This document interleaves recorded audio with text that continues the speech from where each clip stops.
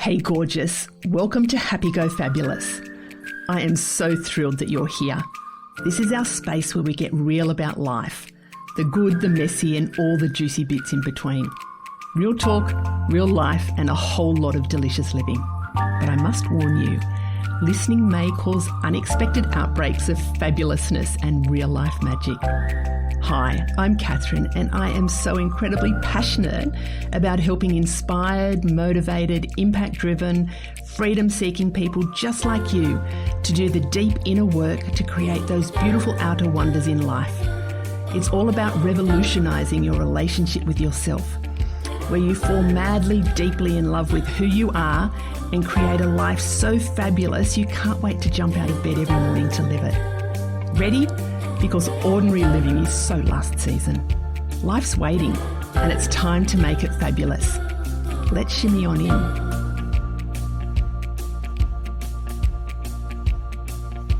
Welcome to this week's podcast of Happy Go Fabulous, and I am so excited that I have a beautiful guest with me today, the first guest in this series of Happy Go Fabulous, and I'm welcoming Leigh White. And Leigh and I connected, only late last year, and we were part of a business networking group that had, I think it was a breakfast catch-up, and both that day I remember Leigh and I met and we both were almost not going to attend, and we just went, let's just rock up.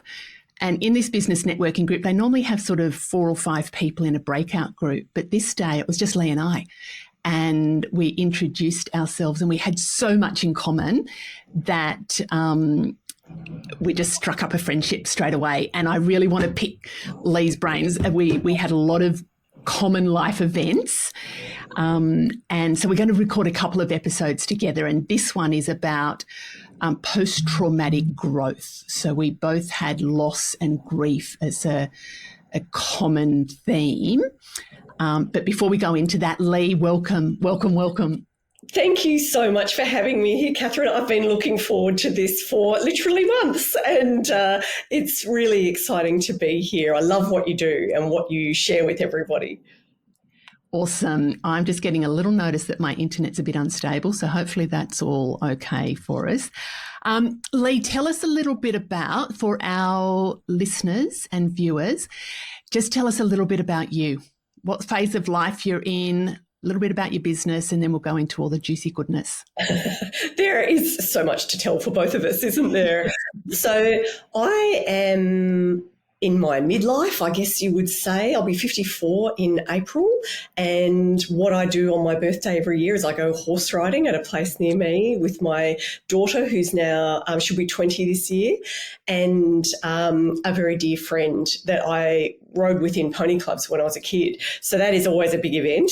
So we live in Sydney, near the beach, and I have done a lot of ocean swimming in my time, and something that's actually something that's really important to me is that thing of being out in nature and exercising, because I find that it has served me really, really well. I think I have to get all of the bugs out before I can start my day in my business. And I had worked as a marketer in book publishing, and we had a really exciting slate of books from the Hay House books imprint and from all of the other big names, Danielle Steele and blah, blah, blah. But I was really interested in the Hay House books. And then I went into a different type of publishing, which is video game publishing, believe it or not. And so I had a long career in different types of creative publishing and in that high-tech sector, sort of when the internet was quite new. And then I left when I started a family. I went out on my own, and I have been in business since 2004 as a media advisor, and now I teach people how to share their voice, especially like if they want to impact the world. That's what I really love, and business owners as well, but anyone that's innovating and making the world a better place. Oh, I love that. I did not know that you were a video game publisher. Yeah, don't play them, but yeah. Yes, I don't play them either. I don't play them. That's cool, isn't it? And we're going to talk about that in a minute too, about how events of our lives have sort of led us to where we are. I'm an April baby too. Are you mid-April? Yeah, 17th. I'm the 15th. Wow, that is so close. I'm not sure what date this goes to air. I've got a feeling it'll be around about that. So that's really interesting Your birthday too. episode. So you're Aries. You're Aries. Yeah, sun. Yeah. Fire. No wonder we clicked. Got that fire energy around us. Yeah, get stuff done. Get stuff done. What's your rising sign? Libra. Do you know? Pardon? Libra. Oh, that's beautiful. I'm Pisces. So we balance it all out. Oh, we do balance it out. We do balance it out. And we're going to do another episode after this one that's going to be all about energy and stuff as well. So we'll do this trauma one first. We'll do this forward one first. So one of the things when Leigh and I got together, we did have some common life experience that we had shared. Leigh, tell me, what's trauma? Like, what are gosh, how long have we got for this episode? Yeah. What are some of the key trauma experiences in your life? Well, I was about to say, I'm sad to say, but we are some product of everything we experience. So I'm pleased to say I've experienced very very damaging and devastating relationship breakdown. I think that is a form of trauma that's very hard for people to reconcile and get through. And I've experienced loss and grief, death of my brother that was really, really close to me.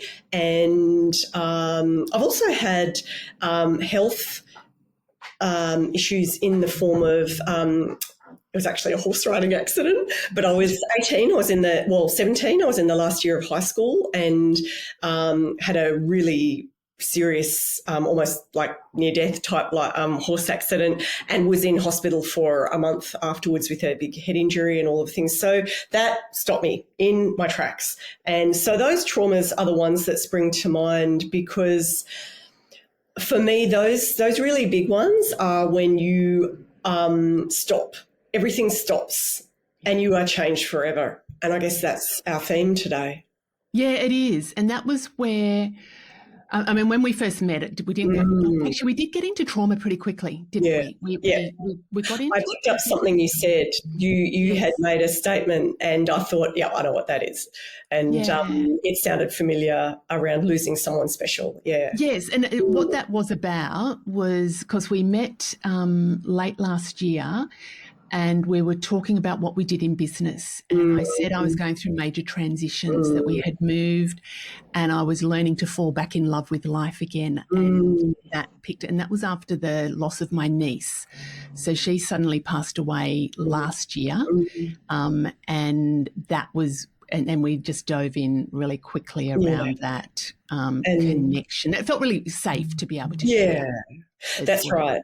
And I was so sorry to hear of your niece's passing because it will always be more difficult when it's a person that's so young and we see so much potential in their lives. I really feel for you. Yeah, and any loss is, it's challenging and we all experience it differently. And I guess the big traumas or the main key traumas in my life were when my mum passed away. So that was the day before my 12th birthday. So that's coming up to 57 years ago. And that still affects me. Like I'm feeling that emotion coming up, coming close to my birthday and, the day before my birthday. So there was many, many years that I hated my birthday because what that represented. And so significant. So significant, that 12-year-old, or not even 12-year-old, but the 11, almost 12-year-old.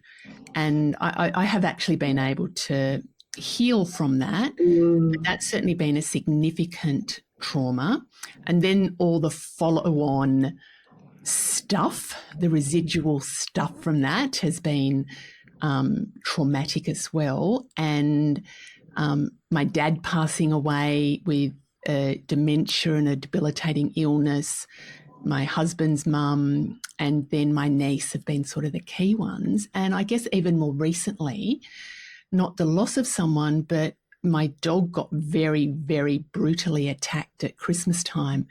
And that I'm in that trauma at the moment. I'm navigating that trauma. And it's a different response to death and loss. It's a holy shit. So anyway, we'll talk about our responses. So how you were really close to your brother? Yes. Yes. So how did that affect you? How did that affect you? Well, he was, I guess you'd call my second brother, so my closest age sibling. His name is Vernon, and he died at the age of 38. And that was in 2006. And I just remember the day where everything changed for me so much, because it was, I was busy. I had a pretty newish PR consultancy at the time, and I had a contract that meant I had to drive out to work with a small team. And sometimes it's quite amazing, like you and I meeting, where I was when everything happened was very kind of divinely aligned for me. I didn't know that. I was just getting up, going to work. It was a really rainy day. I think I had a nanny. My daughter was less than 1 and my son was about 2.5. And I just knew I had to get quite a distance to this location. So I went up to get a coffee, and it was a really dark and rainy day. And when I pulled up in my car, straight away I realised that my brother was parked in front of me.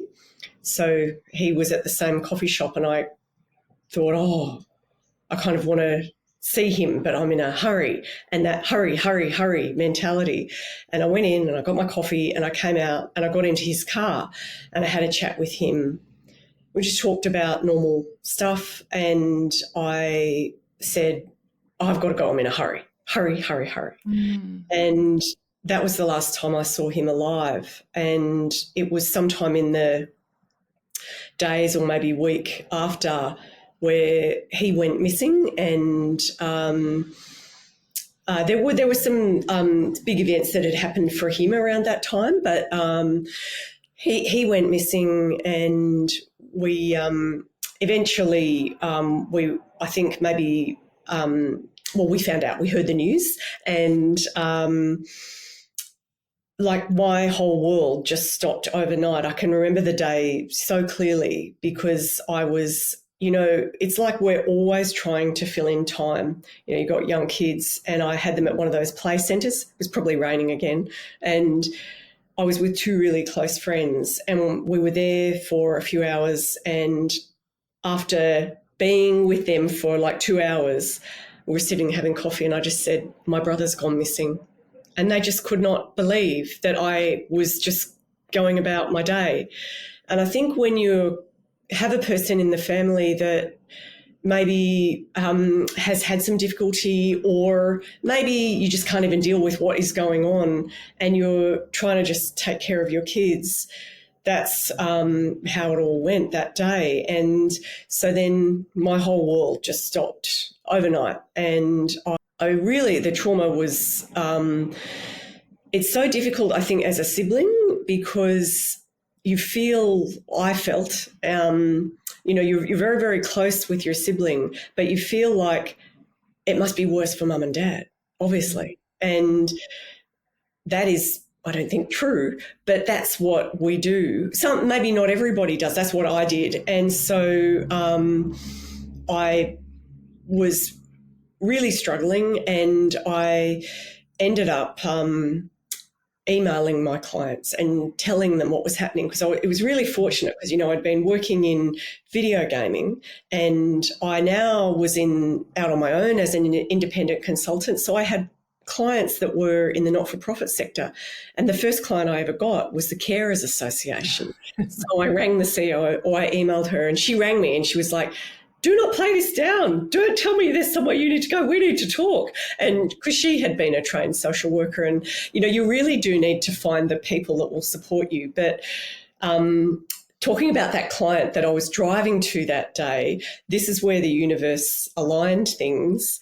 I was working on a contract with a smaller distributor of video games, and my old really good mate was working there as the sales director, and I'd come in as a marketing consultant. So I'd go there a couple of days a week, and she would take me to lunch every Thursday. And it's not like she had the time, but she'd been through a really big life-changing event of divorce, very, very young, and she knew that the same stories are going to be going through my head every day, and just all of the problems. And so that was kind of what was happening in the initial period. I stopped working for a few weeks, and then you're expected to start piecing life back together again.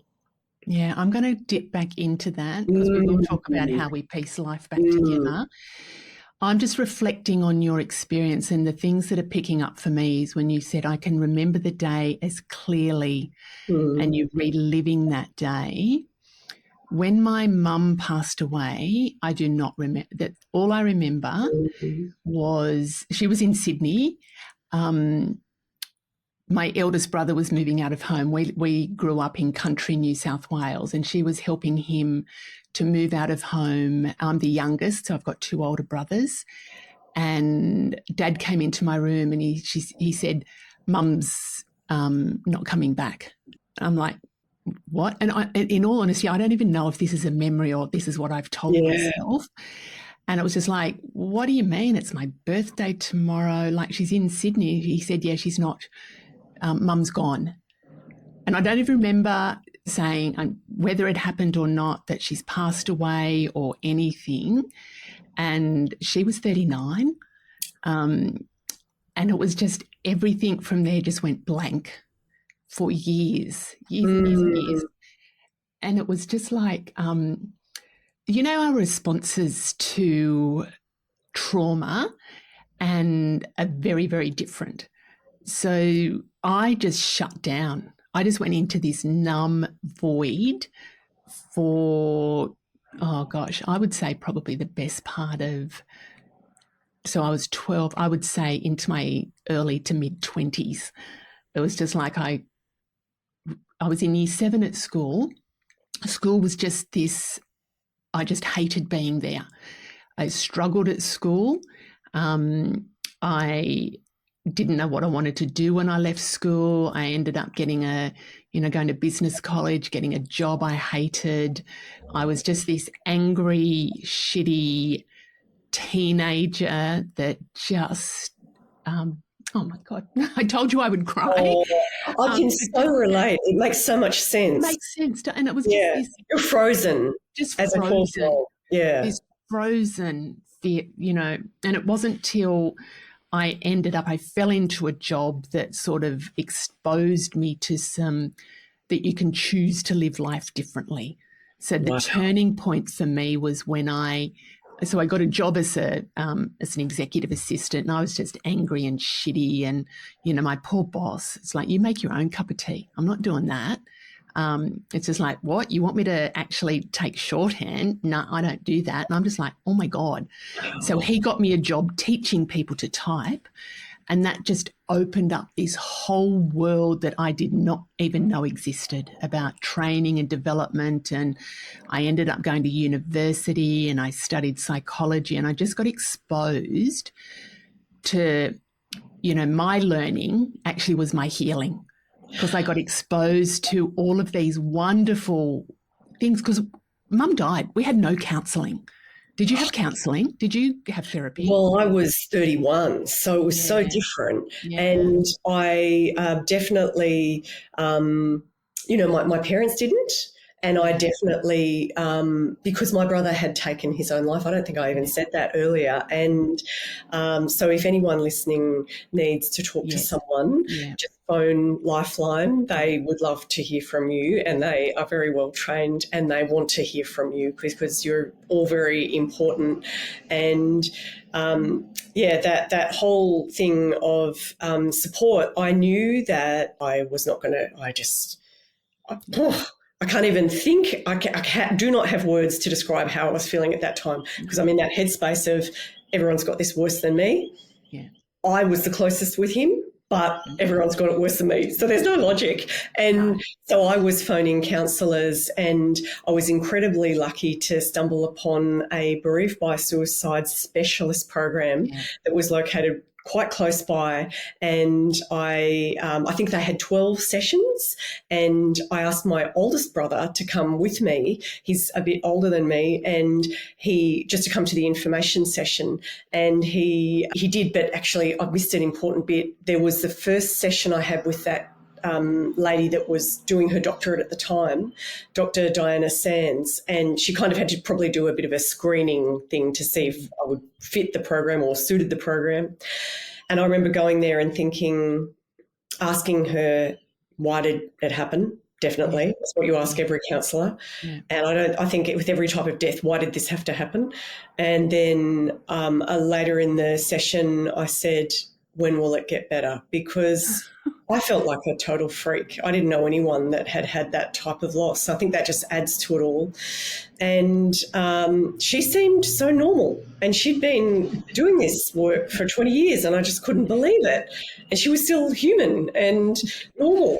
And I said, when will it get better? And she went really quiet, and she was really careful with how she answered it. And she just said, well, I don't know. But after a while, sometime, a little bit of light will start creeping in. And you know what? That was all I needed. Yeah. Just those words. I was like, right, got it. There's hope. Yeah. Oh my gosh. When my mum passed away, one of the things that I had taken from that, because we had no counselling. I don't even think my dad had counselling. He was in the church, and he had support around him, but it was almost like mum had passed away. So I learned that it was not, we just didn't talk about her anymore, because it was everybody too sad. Was it Church of England or Catholic? Or Church of England, yeah. Mm-hmm. And I took meaning to be that it was not okay to be sad, but it was not okay to be happy. And it was not okay to, it was almost having to live in this martyrdom. And it was never said to me, but that was the message that I took away. And, 12, that's when we're very, very impressionable and have this traumatic event. So for a lot of years, I went, it's not okay for me to enjoy life. Or so to feel even. To feel it, but the big thing for me was like, it's not okay to be happy. Wow. So I then ended up, I've told this story before, so the way I dealt with it is that I ate, then I became fat and unhappy. And then it was just like, oh, damn, I've got this new shitty problem. But what I found when my niece passed away last year, I went back into that same pattern again. Wow. It's not okay to be happy when my brother and his wife have lost their only child. And, we were in the middle of this moving to our new property, and it was just like, it's not okay to be happy. I can't enjoy life. And it was just like, oh, I was sitting there one day, Leigh, going, oh, I've been here before. This is the same thing. Yeah, go. Yeah. Tell me what it's like when you're sitting in that, it's not okay for me to be happy. Like, how do you know that that's what you're feeling? I know it was, the word that comes is traumatizing. My business is called The Happiness Hive. Mm-hmm. And the reason my business is about the Happiness Hive is after Mum passed away, and I finally started to move through that and heal from it. And I made a decision that, and it was probably in my mid to late 20s, that I'm not going to live like I've been living, sad and angry and just numb, that I'm actually making a conscious decision to be the best version that I can be and to live the best and most beautiful life that I can live. And I made that commitment to myself, and the Happiness Hive has kind of fallen out of that. But I know what it's like to live in that state of sadness and grief. And so it's about helping other people, not just to navigate grief, but other people to live their best and most beautiful lives. So when my niece passed away, it was like so sad for the loss of a young life, but the sadness for my brother and his wife and the cousins and everybody that this beautiful soul had touched. It was like, how can I possibly show up? And I just didn't love life. It was like, and to tell them all about your new home and the things that you've worked so hard to know. And it's so not I shut myself away. Yeah. I did grieve very differently this time. I did get counselling, and I continue to have counselling. I have healing sessions. We talk, we honour, we acknowledge our beautiful niece. So we do it very differently. So I'm not sure if that's answering your question. How did I know? I just felt it within me that it's not okay. And that's like when a person's feeling that, because I know what you mean, it comes up, and then or when you're certainly in grief, you're so low for so long that when something makes you feel a bit better, you think, oh, I'm not really allowed to do that, and you shut it down or turn away from it. And I think there's such massive gaps between feeling anything other than complete devastation or low mood. For me, it was like, do you know what it felt like? You know the disco balls? Yeah. The glass, it felt like my heart. And so when my niece passed away, this is still grief from my mum. This is grief from my dad. This is lifetimes of grief. But when she passed away unexpectedly, it's like my heart just shattered. That disco ball just shattered. And it's like, will my heart ever come back together again? And I was sort of sitting. So I'm emotional. People know. All those that have been listening, they know that I'm emotional anyway. But this was just like, oh my God. It was gut-wrenching grief. You describe it so well. And that thing of, for me, I'm so aware of the almost shutting down the heart, because it's so scary, anything like that happening again. And I really relate to what you're saying about feeling like, I don't even know if you even hoped to piece it together again. But that awareness that you're smashed to smithereens, and there's just nothing there for that, really nurturing and creative kind of energy of the heart.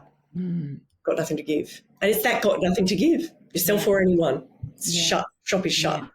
Shut. And then it went into, so my patterns, and I guess I had, grateful that I've got some tools that I can use on myself.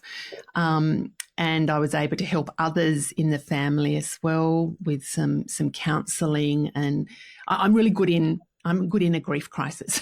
I'm good in an emotional crisis. I'm not good if you cut yourself. Do not come to me. If you're in an emotional crisis, I'm good. I'm really good. I think that's why you and I met, because we're very emotional. We have a bit of a cry quite a lot, and Yeah. But do you know what? So the healing happened. I had to retreat, and I had to go, you know what? I'm letting these feelings, because that's not when I did when Mum died. It was just like I didn't even know what to do, but it was just this time I need to let the emotions out. I need to just observe them, allow them, and I need time to heal. So being near the beach and the coast was just so beautiful for that. What was helpful for you? Walking on the beach and being quiet, and the energy of the ocean, talking with family. That was new. That was a new experience after the loss. After Dad died, we did that, but this was a very new experience going, how are we actually feeling? Yeah, the real story. Yeah, the real story. And then I guess the thing that happened more recently when my dog got attacked, I've reacted very differently. I have gone into panic mode. So the trauma response is different to grief and loss. It's nervous, it's anxious, it's hyper vigilant. I'm in hyper vigilant mode. From really activated all the time. Yeah.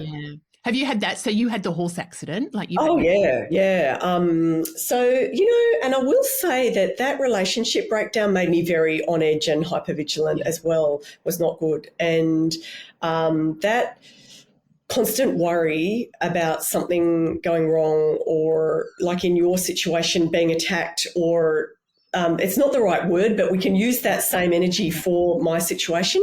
We don't feel safe. And you're just kind of waiting for something to come at you and that type of thing. And I just think that I literally didn't eat at night. I can remember I just didn't really eat, and you do all sorts of weird things because you're just not able to function. You can't relax. You certainly cannot relax. And gosh, it's a horrible stage. It's interesting because we're talking about trauma. And I did not, and this might seem really, really weird because I'm still processing this. I've studied psychology, I've studied human behaviour, I've experienced grief and loss. It wasn't till a couple of years ago that I associated my mum passing away the day before my 12th birthday as being traumatic. Wow. Isn't that amazing? Isn't that amazing? And I just went, I was studying spiritual psychology at the time, and I met a woman in that group, and she was talking about the vagus nerve. Yep. And how, and I must admit, I know a bit, but it intrigues me about how it's all related. And she was saying the way that trauma affects your brain and the shutdown of your brain. After my mum passed away, so when I was at school, I used to just think I was stupid. I was just like, I don't think I read a textbook at school. I struggled. I thought I had some form of dyslexia. It was a trauma response. And that became your story, I can imagine. It was my story. I'm dumb. I'm stupid. Like, who am I? Who am I to do this stuff? And then when she talked about that and a trauma response, I went, oh, mum passing away, that's a trauma response. And I heard myself saying it was just like, I've never thought of that as being traumatic before. And what did that do for you in terms of that acknowledgement of the severity? It was just like, fuck, of course. Yeah. All these, it was almost like, do you know what it was like? It was like a domino. You know, when you drop the domino and all these bits just reprogrammed in my life going, I wasn't stupid. I wasn't all of these things, and that it was absolutely okay. That's a huge impact. And it might seem funny to people when I say that, but it was just like, I just got on with life. The story is so clear when we're talking about it objectively like this, because you're 12 and you shut down and you totally confused. You get a really bad story going, a negative story, you shut down and you get on with life. Yeah. And then why do you think that you got that perspective later, after so many years, from the lady in that class? What do you think about that timing? Oh, goodness, what do I think about that? I mean, it was a coping mechanism for me not to associate it with trauma. I think that might have given me a whole different, I just got on. I always say, there's two parts to me. There's this really super capable, super competent, hyper independent, which is probably a trauma response as well. Very, very capable in life. But then there's parts that are just like, oh my God, I could crumble and I don't have it. I think me not associating with a trauma response is part of that. Just get on with life. What do you reckon? Absolutely. Because I was thinking maybe that was like you were kind of ready to hear that, because I always think like the universe aligns us with these people and these conversations at the right time. And I totally know what you mean by getting on with it, because after my brother had died, I really quickly, I was like, that's it.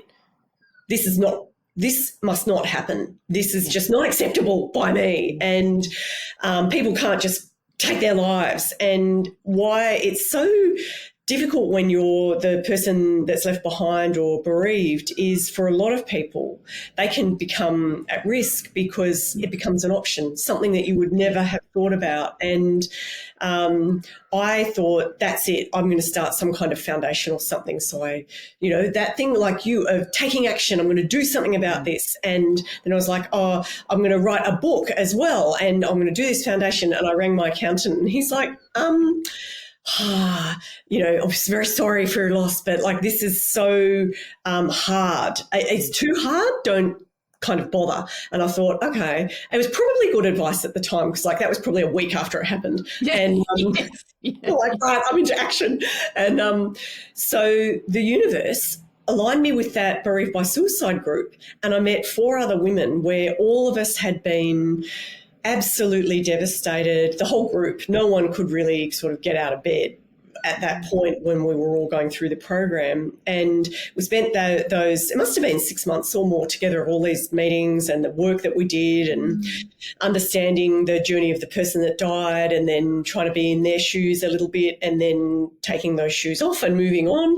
And we decided that we would do, there's a movie called Pay It Forward, and one of the girls was like, oh, we're going to pay it forward. And I'm like, I don't know what you're talking about. But yeah, that's what we did, is we founded a registered harm prevention charity, and it's called Wings of Hope. And Wings of Hope stands for We Inspire New Growth After Suicide Loss.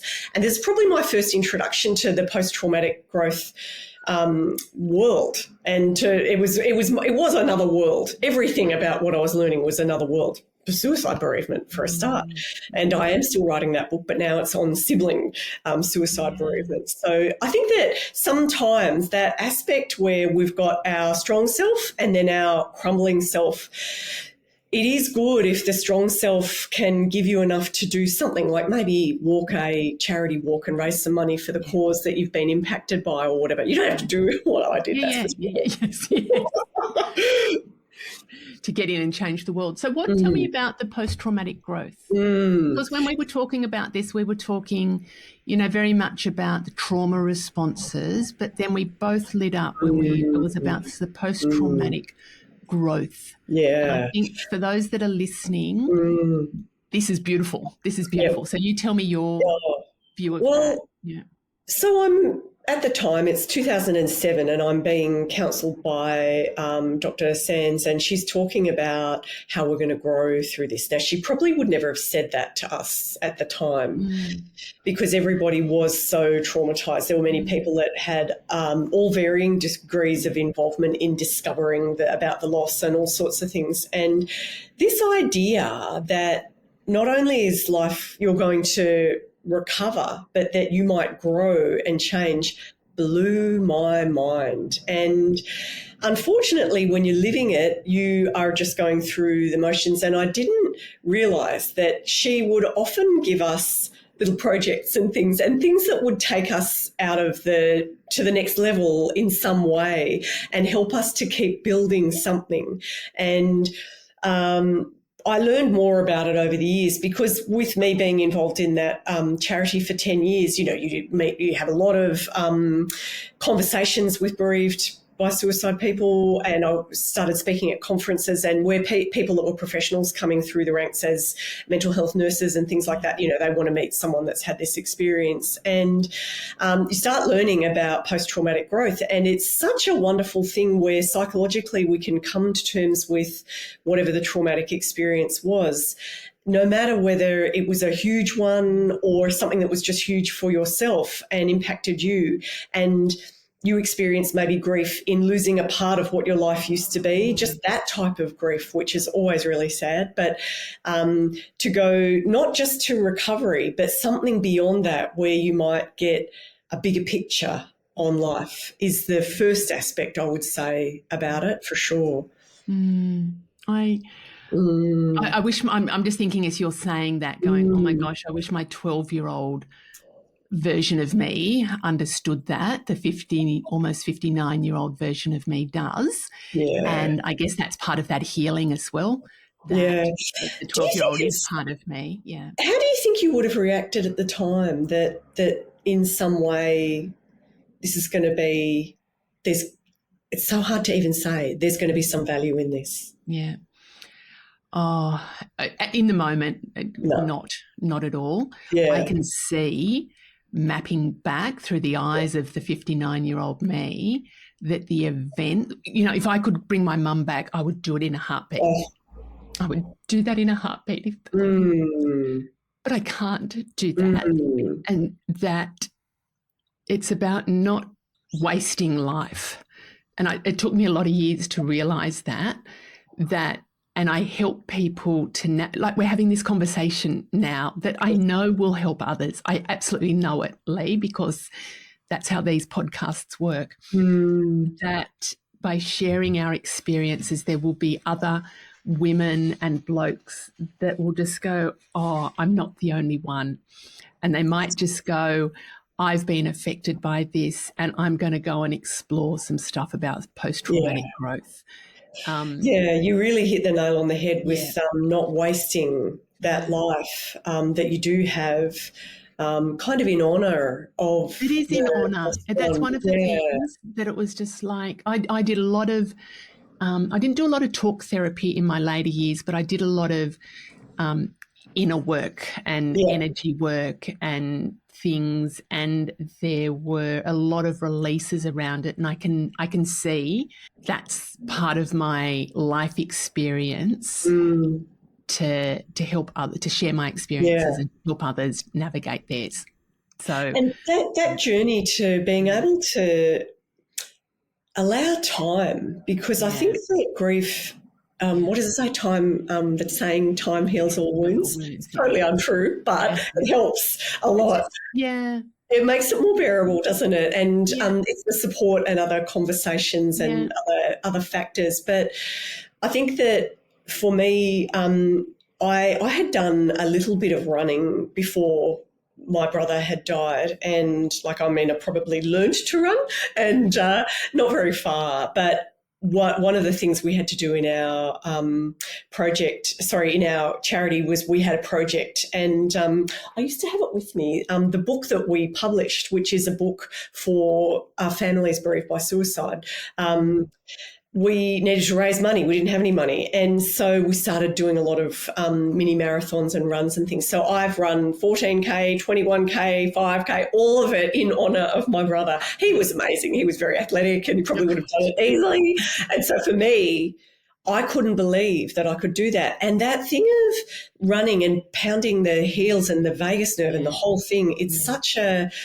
you feel I would say that for people that are grieving or navigating anything, certainly walking in nature, and that as well, is such a big connector. And what I've heard is that when we move our eyes from side to side like that, that really helps with engaging both hemispheres of the brain and just calming us, doesn't it? And it's great that we don't know all these things and we just think I feel better when I go walking or running or whatever. It's nice to keep things simple and not be. I think so too. I think so too. Yeah.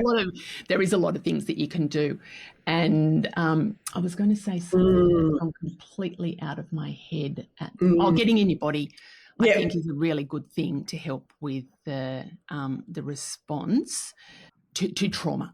To trauma. And I would highly encourage anybody who's experiencing any, response to trauma, whatever. We all experience it differently. And it was interesting just recently, Leigh, I was reflecting on, the dog attack, and that's hugely affected me. It's affected my confidence. I'm just this bag of nerves that I'm not normally a bag of nerves. And I'm just highly reactive and doing weird reactions. And then I was talking to somebody who talked about a trauma that they had experienced, and I'm just going, oh, my little dog attack, that's nothing. I shouldn't be feeling this way. And I did this whole diminishing of, oh my God, that's ridiculous that I'm affected by, my dog having its neck ripped apart. Sorry, everyone. I won't. But then I went, it's my response, and not to diminish it. So one of the things I want people to take away is however you respond is the way that you are responding. There is no right or wrong. There is no way that we should deal with grief. There is no way that we should deal with trauma. It's about how we do it ourselves, and to get support. Like, I would highly encourage people to reach out for support and don't do it on your own. Yeah, absolutely. Leigh, there's groups around but seek support. It's not a sign of weakness. It's not a sign of, oh, I'll be right. Get whatever support that is that you need. Yes. And for me, after the dog attack, it's about learning to build my confidence back up the beach is my happy place. I hated the beach for about 2 months because that's where I couldn't go because Boston was still not able to walk. He's good now, but that's where the attack happened, and it was just it was PTSD, post-traumatic stress, and the responses, and I know that, and I'm working through that, and I'm growing through that so I can be strong again. Yeah. And that for me is that post-traumatic growth, that we can be strong from the events, not let them consume us. Absolutely. And I, love the way that you were talking about honouring whatever an individual unique journey is with grief, because that knowing of ourselves and really honouring of ourselves, you grow up, and as a young child, you're forever told by adults and teachers, shh, speak when you're spoken to, do this, do that, and then we don't even honour ourselves. And it's such a sad situation, but when we can, often with support, it's a good idea to really honour the emotions that come up, because it's vital to know ourselves, because how can we know our potential for growth beyond something that has frozen us or made us feel like running for our lives, or stopped our world overnight? How can we know our potential and where we will find energy again to do things, or how we will decide what's right for us to grow? But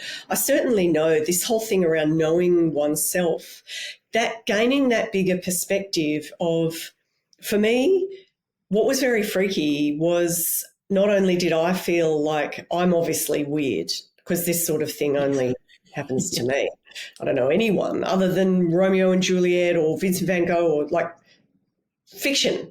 Yeah. So why is it happening in my life? Yeah. And the thing was, someone that my brother, who was perfect, if you can imagine, in a lot of ways, not biased, and but like physically really fit and so capable and everything, can just go. Yeah.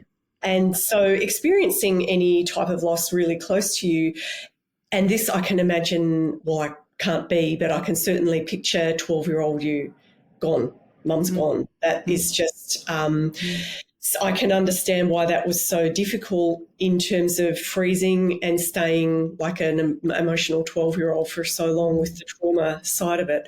And this whole thing of the idea of growing beyond this, I think that people need to not place an expectation on themselves, but if they feel an urge, like me with the charity, I felt that urge. It was a intuitive thing happening. It was not me. I'd never in my wildest dreams thought of something like that. But to create something from nothing, where you are like a woman, a crazy woman doing it and committed to it. I think that there's so much that we can give the world when we can take something like surviving cancer or whatever the thing is, when we were really not sure how the outcome was going to be, and then go on and do something great like running a race or whatever. Or maybe not walking a race. That's one day at a time. Yeah.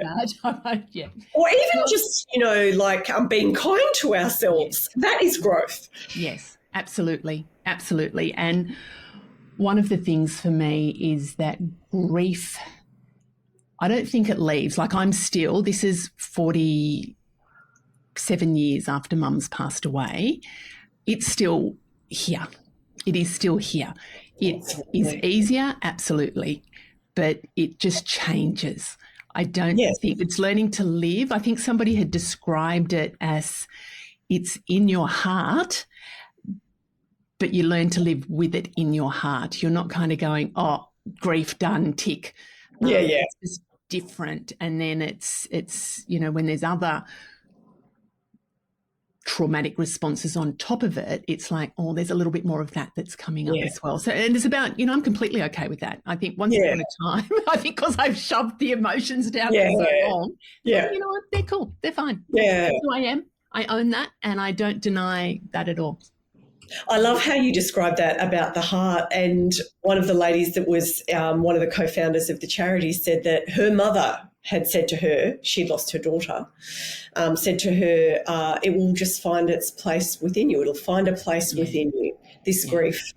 Yes. Which has become a part of you. And I think that one of the great learnings is we can become to be okay that today is not a good day, and then tomorrow is a little bit better, and that we have up and down days. And I think that there's so much pressure to have perfect life, perfect days, everything's good, da la la la, and it's just not like that. I really love that. Again, it's a self-awareness that some of the days are not good, and then you can phone a friend and it's not good, and that's okay. And there was something else that you said. Maybe I'll come back. It's like me. We've kind of got so many thoughts in our heads. The one that just popped up for me when you were saying that is something that really worked for me. Is it's not happy or sad. It's not grieve or move on with life. It's both. It's this and that. I can be heartbroken beyond you can ever that, and I can also be really happy and excited for this new life that we're experiencing. I can hold both of those, and that I think I remember going, oh, yes, I can. It's this and that, not this or that, and that was a big breakthrough moment for me. Yeah. I definitely was in that school of like, I want to do this grief thing, tick, like as you said. That was me 100%, because life was all about, this is one of the post-traumatic growth things, or what the value, or maybe it's not why it happened, but what the value or lesson is I was not mindful. I was thinking about the next minute and the 10 minutes after that one and all of that, and I'm probably operating in a really anxious and forward-looking way all the time.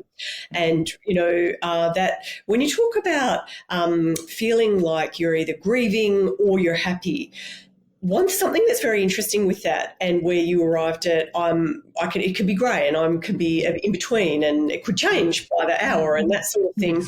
I think there's a little bit of the grieving me fears being judged when you're smiling, when it's only whatever the right time that you're not allowed to smile is after grieving, and all of these other external things that say when things should be, how things should be at a particular time. It's so wrong. It's no. And do you know what? When you say that, I judged myself. I felt guilt that there were days that I was going, I feel good today. And it's like, no, hang on, can't feel good. That's right. Good. And then it was just like, oh my God. So it's so exhausting, isn't it? Yeah. It's exhausting. But it's the growth and the evolution and moving or allowing the emotions to move through you and experiencing them, not letting them get stuck. That's the big thing for me. Not hanging on to them, suppressing them and getting stuck. It's about, I use the word honour. It's honouring my emotions, because they are really important. They might not feel great all the time, but they are really important. So if I can honour myself in honouring those who are no longer here, I don't, even the guy whose dog attacked Boston, that was a shitty thing to do, but I don't hold grudges towards him. Like, he was just a dickhead that, it was just one of those things. It was awful, but that doesn't serve me well to hold grudges about that guy. I don't have enough space in here to hold shit about him. So, Leigh, can I just ask in closing, have you got the details? Is the charity still, do we have details of that? Yeah. And also the Wings of Hope? Yeah. So the name is Wings of Hope, and it's the website is www.wings, NGS of hope.com.au. I'm pretty sure because we'll put it in the show yeah, notes. yeah, The link in the show that's notes right. so people can link on that and the resources there. I think that would be a really beautiful thing. Yeah, and I must say, like when you were talking about people should get support and things like that, there's so much on the Beyond Blue website for people as well. Definitely, it's incredible. And also the different resources. God, I just had a mental blank then. Yeah, but the different resources that you can access. There, we'll put a few of the links. And please, if this has brought anything up for people, please either reach out to me or to contact the different areas that Lifeline is a great resource, Beyond Blue, and please do get some support. And a lot of people that I've known like to do a bit of internet research first because it's very hard to talk about what's happened and what are you going to say and all of that. And but there's so much value in the perspective that you will gain in the long run. Well, thank you for having me. Oh my gosh, thank you. That was a super duper long one. We thought it was going to be a long one, but that was a super duper. So you got a double episode, and Leigh will be coming back for another one where we're talking all things energy. So a different energy that we'll be bringing to that. Absolutely, See you. Bye-bye. Bye.